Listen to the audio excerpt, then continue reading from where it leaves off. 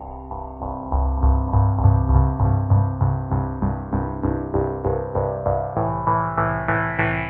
wanted to show you one of my favourite props from last year's Christmas lectures, which is a Möbius strip steel track covered in maybe 2,000 or 3,000 of these super strong neodymium magnets.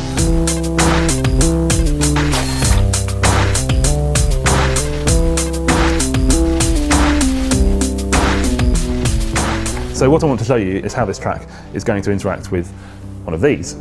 This is a high temperature superconductor made of yttrium, barium, copper oxide as a sort of ceramic material. And a superconductor is something that when you cool it down, in this case with liquid nitrogen, loses all its electrical resistance.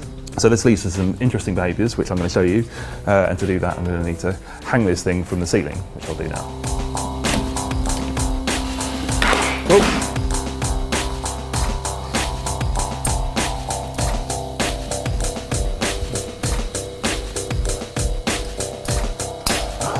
So we have one suspended, super strong, neodymium magnetic Möbius strip track.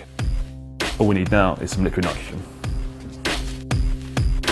So we're down in one of the labs at the RI. This is where the liquid nitrogen is stored. Right, that'll probably do.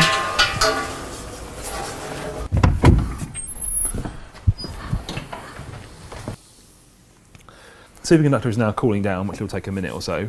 It needs to be cooled down in situ because what I'm trying to get to is to have the superconductor kind of locked into this position. So I need to cool it down in situ above the track. I'm cooling it down past its critical temperature, the temperature at which it will become a superconductor and its electrical resistance will completely disappear, which is about minus 180 degrees. The burger tray is there, maintain a spacing between the superconductor and the track. I mentioned that we're trying to lock it into a specific position, so that is the position that we want it to take up. Just going to slide this off. This is the best way I've found of doing this. If I hold this up quickly enough, you can see there that it's actually levitating on the track. You might be able to see a gap underneath it there, sliding back and forth, levitating. Oh, and okay, there. So unfortunately, it warms up quite quickly because obviously the effect only works as long as it's at its superconducting temperature. So what's actually going on there? A good way to start to understand that is to think about how magnets interact with ordinary conductors like this copper tube. So if I just drop this nut through, it falls all the way through very quickly, as you'd expect. If I drop a strong magnet through instead, it takes quite a long time. And the reason that's happening is as the magnet moves through the copper, it induces electric currents in the copper. Those electric currents themselves have their own magnetic field, and that magnetic field will always arrange itself so as to resist the motion that's creating it. This is the fundamental principle of electromagnetism, that moving magnets near conductors or moving conductors near magnets creates electric currents. Now, because this is not a superconductor, because it has electrical resistance, the currents that are created as the magnet falls through will always tend to die away. So if the magnet were, for instance, to be stopped by the electric currents, those currents would immediately die away and the magnet would start falling again. So what actually happens is it just falls slowly through the tube. If, however, this were a superconductor, those currents would not die away. As soon as you induce them by introducing the magnets into the tube, those currents would remain and would keep going even after the magnet has stopped. So if this were a superconductor, the magnets would basically be locked in the pipe. They would be effectively levitating in the pipe indefinitely. So that's part of the explanation. We're sort of halfway there. I'm going to get onto the track now. And to do that, we saw when I was demonstrating the superconductor on the track down here that the effect only lasted a few seconds. It warmed up too quickly. It warmed above its critical temperature and stopped levitating.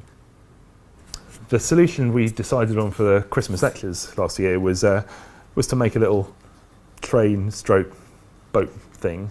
So we've got a piece of the superconductor embedded in polystyrene with its own little reservoir for liquid nitrogen. So let's cool this down. Again, I'm going to, not a burger tray this time, a slightly different dish. Carefully pick it up, and I think, so now I can send it around, come all the way back, go back on top. This is why we made it like a Möbius strip, so it can go, so it comes back from the opposite side it went round.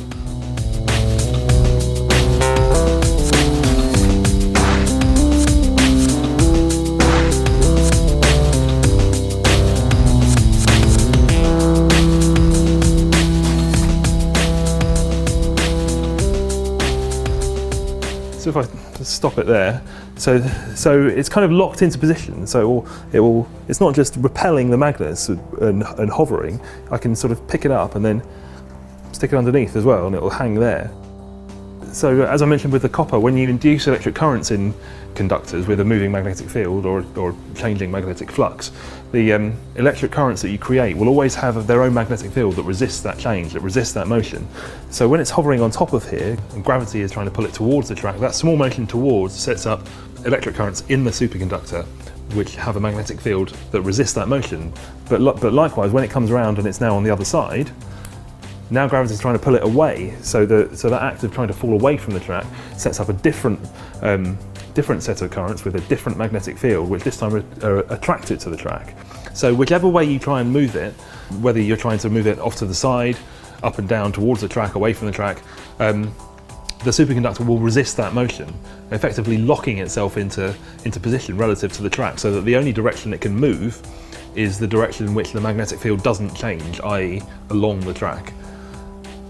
So basically, the superconductor can be any kind of magnet it wants to be, or any kind of magnet it needs to be at that moment to keep itself in the right position relative to the track.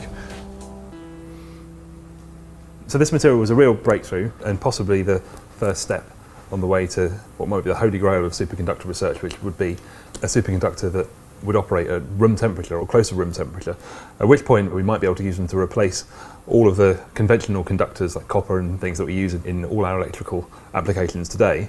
And all of those materials, when they conduct electricity, they do it inefficiently to some extent and waste energy. If we could superconduct in those applications, then that would really change the world.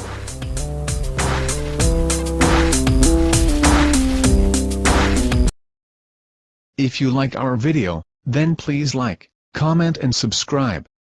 And thanks for watching.